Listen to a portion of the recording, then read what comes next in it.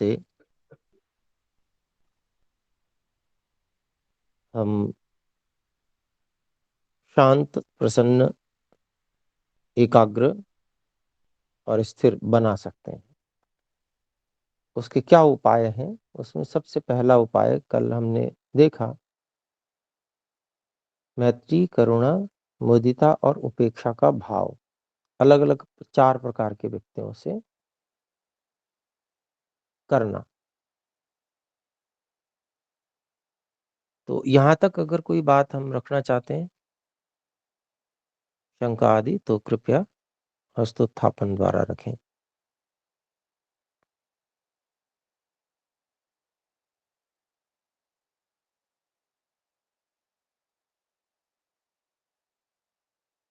जी, तो ठीक है, अब हम आगे बढ़ सकते हैं। इससे पहले मैं एक बात और स्पष्टीकरण करना चाहूंगा।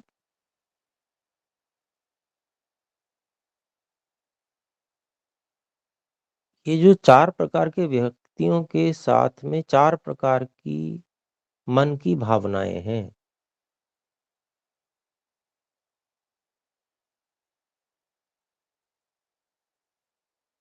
अर्थात मन में ऐसे भाव रखने हैं। बाहर जो व्यवहार है उसमें स्वतः ही अंतर आ जाएगा।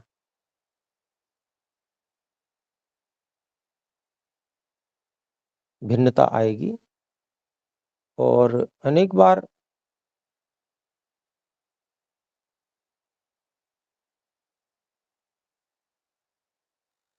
होता है, अनेक बार मन से अभ्यास नहीं होता, लेकिन शरीर तक आते आते उसको रोक लिया जाता है। तो ये आत्मनिरीक्षण के स्तरों पर निर्भर करता है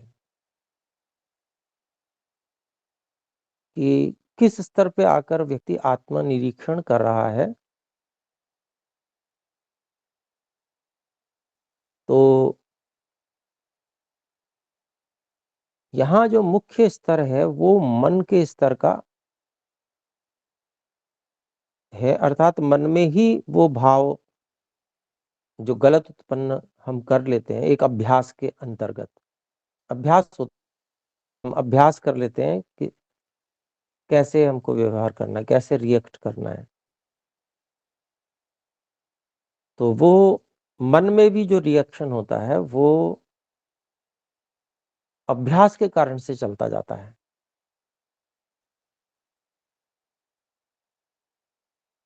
संस्कारों के कारण से। तो वो उसको हमको ठीक करना है तो वो मन के स्तर पे करना है। बाहरी व्यवहार में अंतर आएगा, वाणी में भी अंतर आएगा, शरीर में भी अंतर आएगा, पर वो बहुत अधिक अंतर नहीं होगा। बहुत अधिक अंतर का अभिप्राय ये है कि हाव भाव, शरीर की क्रिया प्रतिक्रिया थोड़ी बदलेगी, परंतु शरीर से, जिसको कहते हैं कि पूरी तरह से क्रिया में प्रवृत्त होना, जैसे मैत्री का भाव है तो मन में भाव रखना मैत्री का एक बात होती है, और बाहर से अधिक मित्रता करने का प्रयास भी शुरू कर देना वो अगली बात हो जाती है।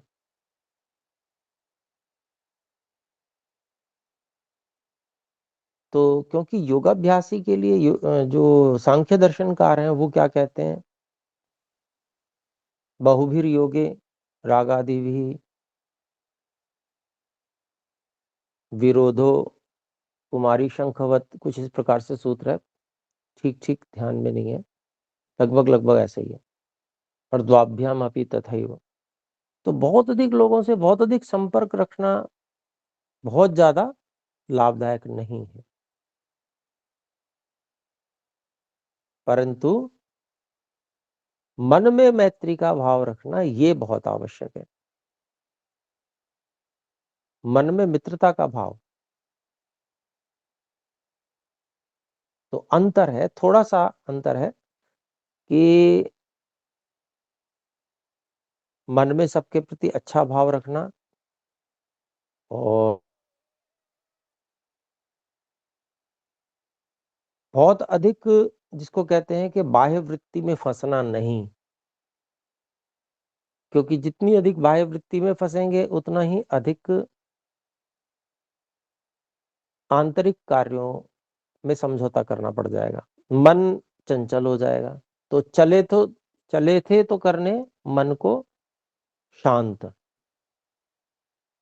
परंतु इन्हीं व्यवहारों में फँसने के कारण से व्यक्ति और अधिक अशांत हो जाता है। तो क्या है कि संतुलन, और मुख्य रूप से ये भाव मानसिक हैं, इस पे हमको ध्यान देना है। और एक अलग क्षेत्र होता है जब हम सामाजिक कार्यों में उतरते हैं, तो फिर वो एक अलग विषय होता है। वहां पर हम परोपकार प्रधान हो जाते हैं। तो ऐसी स्थिति में तो अलग लोक संग्रह संग्रह आदि कार्य करने होते हैं। लेकिन यहाँ पर जो विषय हम लेकर चल रहे हैं, योगाभ्यास यानी कि एकांत में करने का मुख्य रूप से विषय, यानी कि आसन लगाकर, प्राणायाम करके, चित्त को स्थिर करके और फिर समाधि लगाने का प्रयास करना। यद्यपि योग जीवन शैली है, पूरे कार्य व्यवहारों में योग परिलक्षित होता है। वहां भी हम ईश्वर को समर्पित रहते हैं, जो सेवा परोपकार के कार्य हैं उनमें भी। परंतु यदि हम उसको नहीं समझेंगे कि हमको दो विभाग बनाने आवश्यक हैं, अर्थात सेवा परोपकार के कार्य और व्यवहार में उत्तम ढंग से हमको कार्य करना है, तो हमें अलग से बैठकर समाधि लगाने का प्रयास करना भी अपने लिए अनिवार्य है। उसके बिना संतुलन नहीं बन पाता। ये यहाँ पर अपने को समझना चाहिए। जो दो बातों में भिन्नता में समझाने का प्रयास कर रहा हूँ, मैं समझता हूँ आपको भी स्पष्ट हुई होगी कि यहाँ पर जो मैत्री, करुणा, मुदिता और उपेक्षा है, ये मन की भावना मुख्य रूप से है। क्योंकि जो योगाभ्यास का काल है, जो ध्यानावस्थित होने का काल है, उस समय में मन की भावना से पवित्र और स्थिर होकर, शांत होकर हमें समाधि के क्षेत्र में उतरना है। यानी कि जो योग का क्षेत्र है उसमें मन को लेकर जाना है। तो ये एक उद्देश्य है, उसको लेकर यहाँ पर चित्त परिक्रम विशेष रूप से दिखाए जा रहे हैं। तो अपने को सब चीज को गुलाना मिलाना नहीं है, और यथा योग्य जहाँ हमको जैसी आवश्यकता है उसके अनुसार उसका विचार करके मुख्य चीज को मुख्य में रखते हुए, उसको गौण न बनने देते हुए उस कार्य पे विशेष बल लगाना है। वो यहाँ पर महर्षि पतंजलि और महर्षि व्यास जी के द्वारा बताया गया। तो अगले सूत्र पे चलते हैं। अगला सूत्र 34वां है। ये भी चित्त को स्थिर किस प्रकार से किया जा सकता है, उसके लिए बहुत सुंदर उपाय है। इस उपाय को सत्यार्थ प्रकाश में महर्षि दयानंद सरस्वती जी ने भी विशेष स्थान दिया है, प्राणायाम के प्रथम भाग के रूप में। तो सूत्र है प्रच्छर्दन विधारणाभ्याम वा प्राणस्य।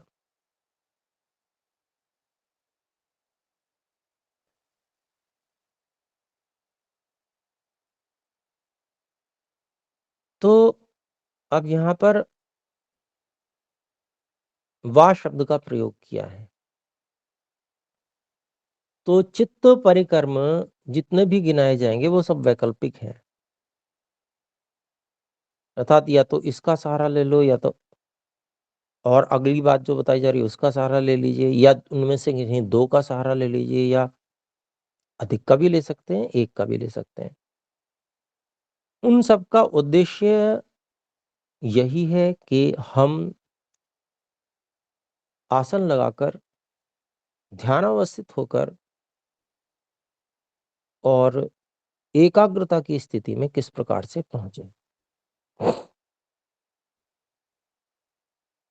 तो प्रच्छर्दन, प्रच्छर्दन अर्थात तेजी से वायु को बाहर निकाल देना। और विधारणाभ्याम तो द्विवचन है, तो सांस को तेजी से बाहर निकाल देने से और उसको रोक लेने से, दो काम है।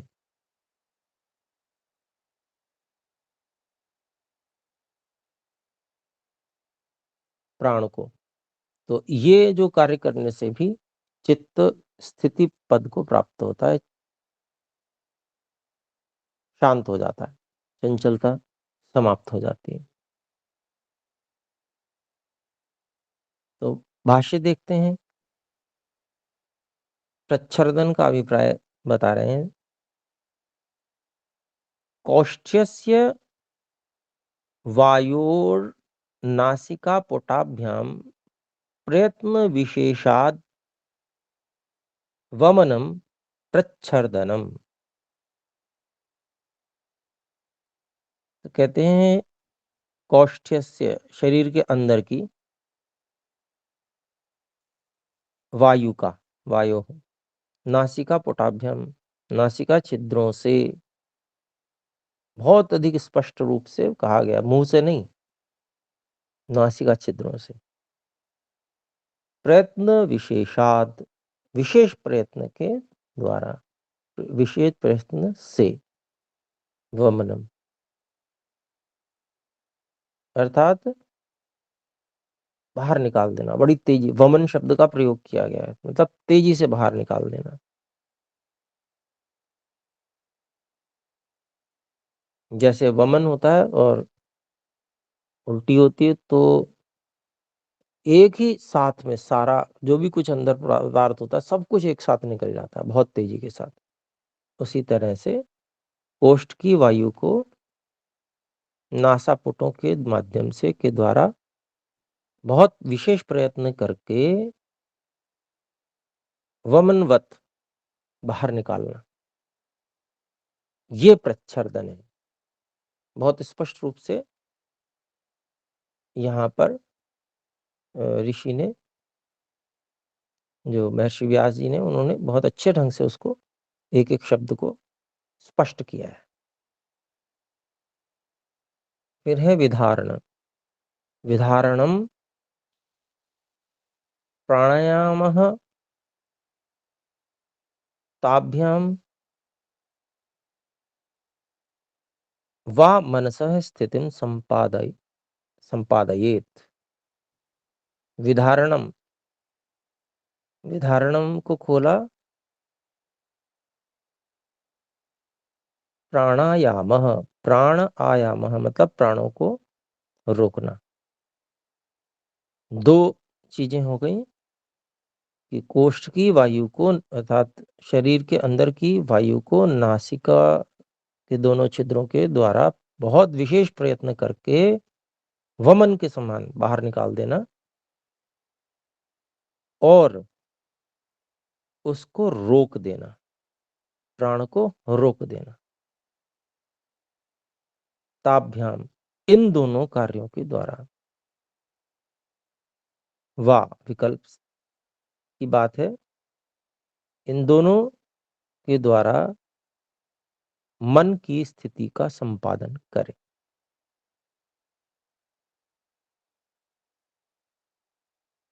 तो मन जो है वो प्राण से शक्ति प्राप्त करता है। प्राण अन्न से शक्ति प्राप्त करता है। ये बात इस उपनिषदों में ये बात आती है। तो अभिप्राय क्या है कि जब हम किसी चीज को जहां से पावर मिल रही है, पावर सप्लाई रोक देते हैं, तो वो काम भी उसका रुक जाता है। ऐसा समझें। मन बहुत अधिक चंचल हो रहा है, अर्थात चंचल हो रहा है कि मतलब अनेक प्रकार की गति कर रहा है, उसका जो है थोड़ी देर के लिए पावर हटा दिया, उसको जहां से ताकत मिल रही थी तो क्या होगा, साधन को जब पावर नहीं मिलेगी, शक्ति नहीं मिलेगी, तो वो स्थिर हो जाएगा, शांत हो जाएगा, चंचलता समाप्त। तो ये एक तकनीकी है जो ऋषियों ने बताई है। आइए एक और सूत्र ले सकते हैं। विषयवती वा प्रवृत्तिरुत्पन्ना मनसः स्थिति निबंधनी, ये 35वां सूत्र है। इसको भी विकल्प के रूप में उपयोग में ला सकते हैं, परंतु थोड़ी ये इसमें लंबी प्रक्रिया है और इसमें अधिक अभ्यास भी करना पड़ेगा, और एक क्षण में जो कार्य हो जाएगा वो पिछला उपाय भी बताया। मतलब सब तरह के उपाय बता रहे हैं। देखिए, जीवन में, व्यवहार में जो समस्याएं आनी है कैसे व्यक्तियों से, उसके बारे में भी बता दिया। फिर तुरंत जो काम करेगी वो तकनीकी भी हमारे सामने रख दी। क्या अब इस क्षण हमको बैठना है, इसी समय हमें समाधिस्थ होना है, तो हम कैसे करेंगे? तो इसी क्षण तो ये उपाय है। फिर अभ्यास कैसे करेंगे? मान लीजिए हमें और श्रद्धा उत्पन्न करनी है शास्त्र पर, तो अगर हम कुछ अभ्यास कर सकते हैं और विशेष प्रयास निरंतरता से कर सकते हैं, तो उससे हमें क्या उपलब्धि हो सकती है, हम अंदर की ओर कैसे मुड़ सकते हैं, तो वो भी विषय बता रहे हैं। देखिए, विषयवती वा विकल्प है वा का, इसका मतलब हुआ कि जो, अथवा पीछे जो बात कही उनके अलावा, जो विषय वाली, विषयवती मतलब विषय वाली, प्रवृत्ति ही, चित्त की प्रवृत्ति, उत्पन्ना जो उत्पन्न हो जाती है। तो कोई ऐसी प्रवृत्ति है जो विषय वाली प्रवृत्ति है, वो उत्पन्न हो जाती है, वो विषय वाली उत्पन्न हुई हुई प्रवृत्ति मनसः स्थिति निबंधनी, मन की स्थिति को, मन के एकाग्रता को बांधने वाली है। तो कैसे है वो, कौन सी प्रवृत्ति उत्पन्न होती है, उसको सबको भाष्य में खोला है महर्षि व्यास जी ने। जी बहन स्मृति जी, आपने हाथ उठाया, कृपया अनम्यूट करके बोलें।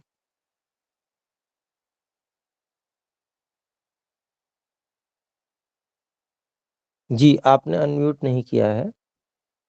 सॉरी। हाँ जी, 34 सूत्र के 2 अक्षर पूछूंगी मैं। एक तो कंठस्य से, मतलब गले कौष्ठ, से।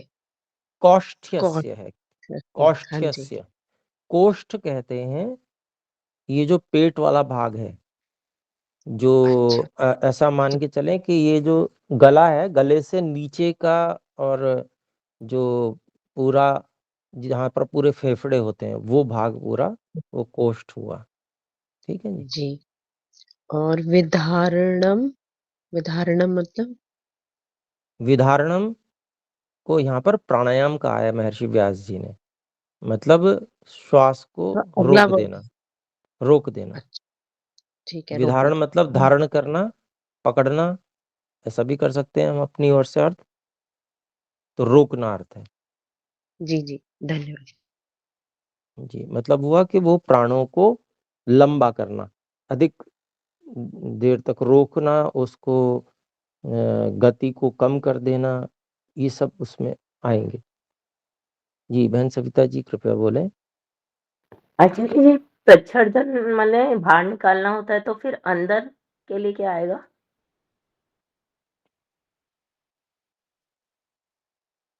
यहाँ पर केवल एकाग्रता का उपाय बताया है, उसके बाद में सांस ही मत लो ये नहीं कहा है, वो तो एक स्वाभाविक रूप से आ जाएगी। अच्छा जी, वो तो देखिए हमने एकाग्रता के लिए कुछ किया, तो वो क्या है, वो रोकना है। तेज़ी से निकाल देना और रोक देना। हुँ, हुँ। ये उपाय है मन को रोकने का, मन की चंचलता को समाप्त करने का, उसकी जो जिसको कहते हैं पावर सप्लाई रोक देने का।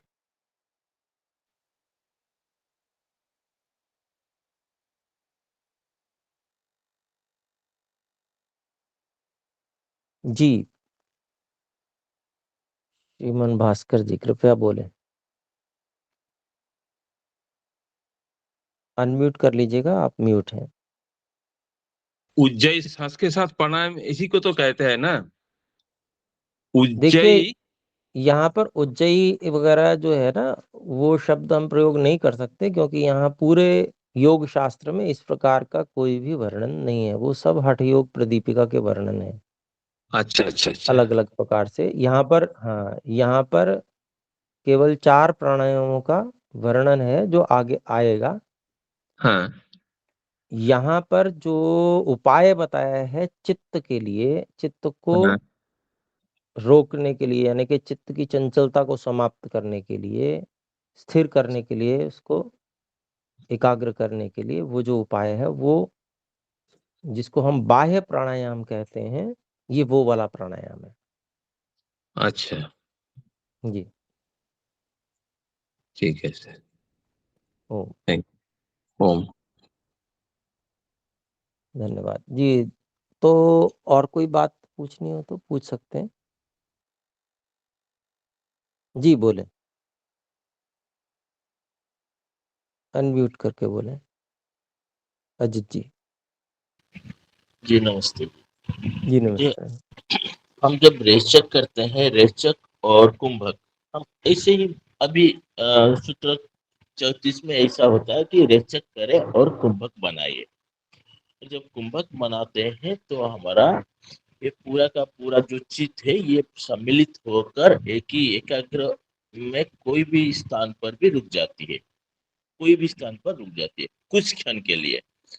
अगर हम ये ऐसे करेंगे कि अभ्यास बस तो 10 सेकेंड, 15 सेकेंड, 20 सेकेंड, इसके बाद अप टू 47 सेकेंड्स के बाद में जो होता है, इसमें क्या होता है, ये एक धारणा में आ जाते हैं और फिर वापस आ जाते हैं, फिर वापस आ जाते हैं। तो इसको कैसे बढ़ाना है ये आगे सूत्र में हो जाएगा, लेकिन मेरा एक सुझाव है कि पूरा का पूरा ये जो नियम है, ये जैसा कि स्थिति को लाने के लिए जो भी प्रयत्न करना पड़ेगा, इसको पूरा का पूरा हम पाठ के माध्यम से पढ़ने के बाद ये हम सवाल पूछने से अच्छा होगा। ये मुझे अभी ये पहले है पूरा का मेरा, I may be excuse for that, क्षमा करे, लेकिन जी ये जी, मुझे ठीक मेरा है। सुझाव।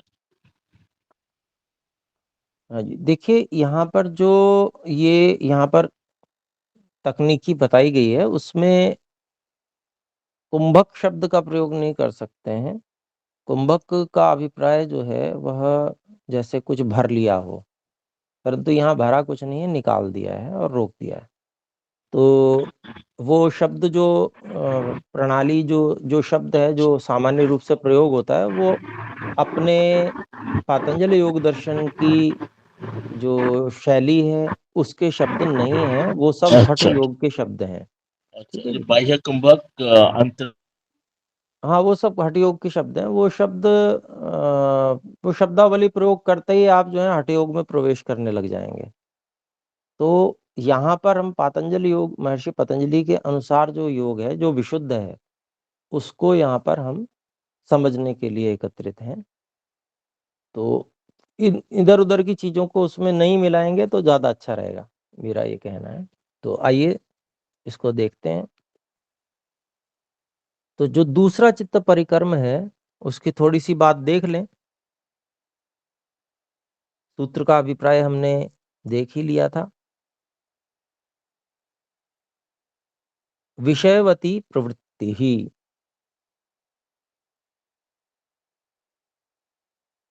नासिकाग्रे नासिकाग्रे धारयतो अस्य या दिव्य गंध संवित सा गंध प्रवृत्ति ही।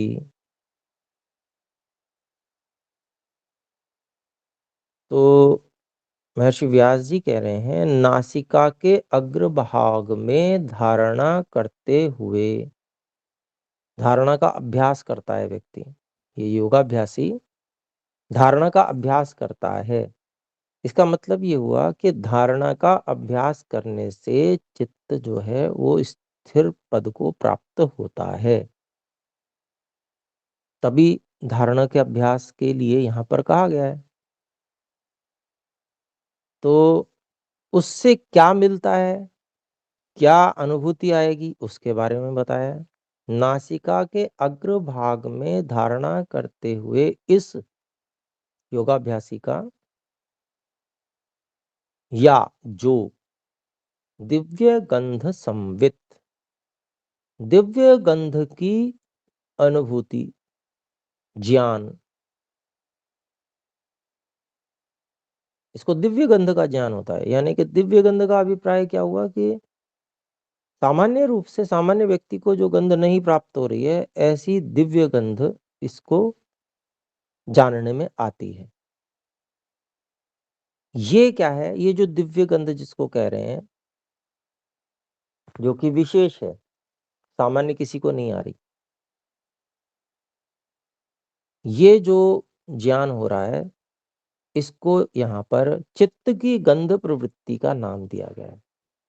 ये चित्त की प्रवृत्ति है, विषय वाली प्रवृत्ति, अर्थात ये बाहर से कोई गंध प्राप्त नहीं हो रही है, बाहर कोई गंध है भी नहीं, ये चित्त की प्रवृत्ति है, सा गंध प्रवृत्ति। ठीक है, ये प्रवृत्ति कहें चाहे वृत्ति कहें, है वृत्ति ही। बहुत उत्कृष्ट रूप से वो अनुभव आता है, इसलिए उसको प्रवृत्ति कह दिया गया है। लेकिन चित्त में एक वृत्ति उत्पन्न हो रही है, एक विशेष गंध की वृत्ति उत्पन्न हो रही है वो विषय ही है ना। जो 5 इंद्रियों के विषय में से एक विषय गंध होता है, वही विषय है। लेकिन वो स्थिति क्या है, वो चित्त की एक वृत्ति है, वो व्यक्ति को दिव्य गंध के रूप में अनुभव में आती है। जी बहन सविता जी संवित बोले। सा माने अच्छा जी, संवित सा। ज्ञान ज्ञान ज्ञान, विद ज्ञाने से ज्ञान होता है, तो सम उपसर्ग पूर्वक संवित ऐसा हो गया।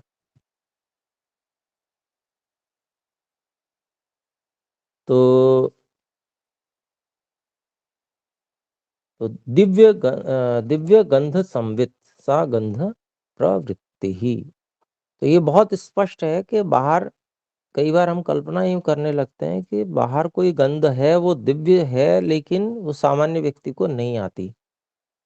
तो ऐसा कुछ भी नहीं है, ये मन की ही एक वृत्ति है, बाहर है ही नहीं वो। इस बात को समझना चाहिए।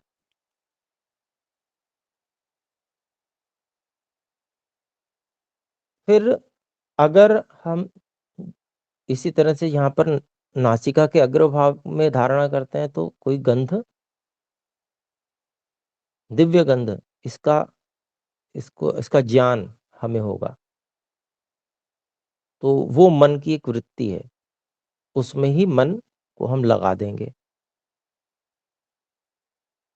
फिर दूसरा जो स्थान बताया, जिह्वाग्रे रस संवित, जिह्वा के बिल्कुल अग्रभाग पर धारणा करते हुए, बीच में से हम पीछे के शब्द ही ले लेंगे अनुवृत्ति में। जिह्वाग्रे धारयतो पश्य या रस संवित सा रस प्रवृत्ति ही, इस प्रकार से ही ले लेंगे। मतलब जैसे कहा ना कि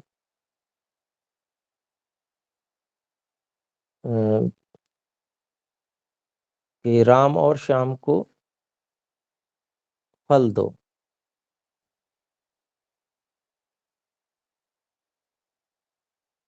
और फिर उसके बाद में एक और नाम ले लिया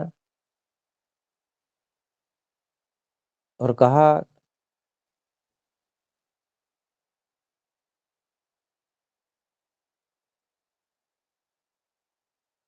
इस व्यक्ति को भी कह सकते हैं या को, तो ये इसका मतलब ये हुआ कि पीछे की बातें इसमें आके जुड़ जाएंगी।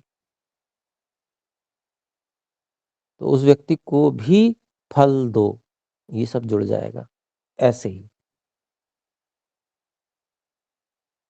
तो यहाँ पर भी इसी तरह से है।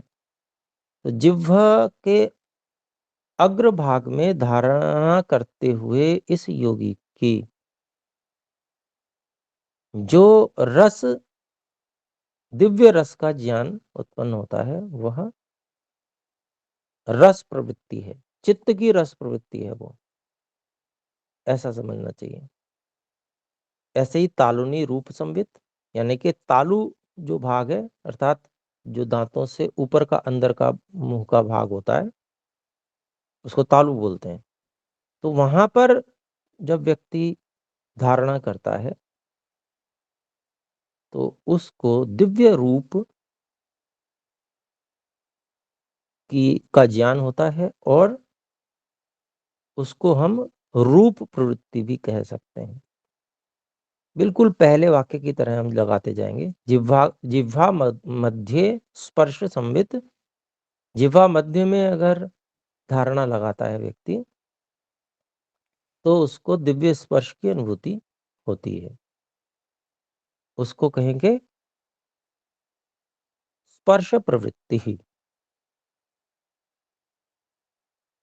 और एक और बताया, जिह्वा मूले शब्द संवित,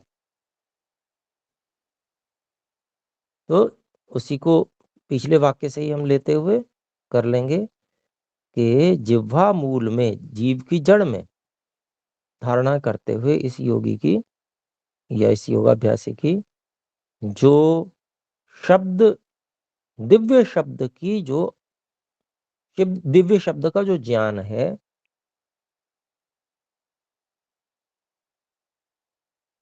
वो क्या है, शब्द प्रवृत्ति है।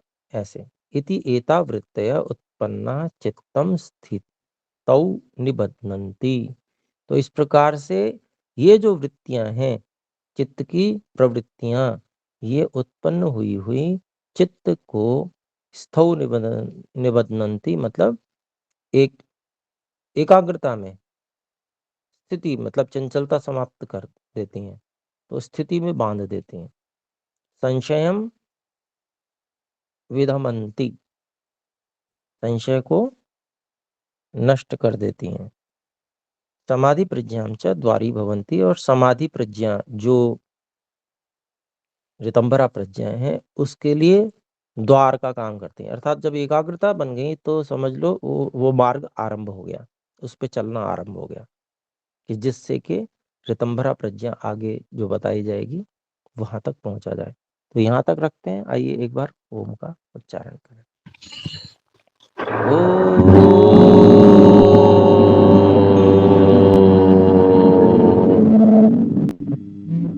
सर्वेभ्यो नमः। सर्वेभ्यो नमः। नमस्कार। जय श्री कृष्ण। नमस्ते। नमस्ते।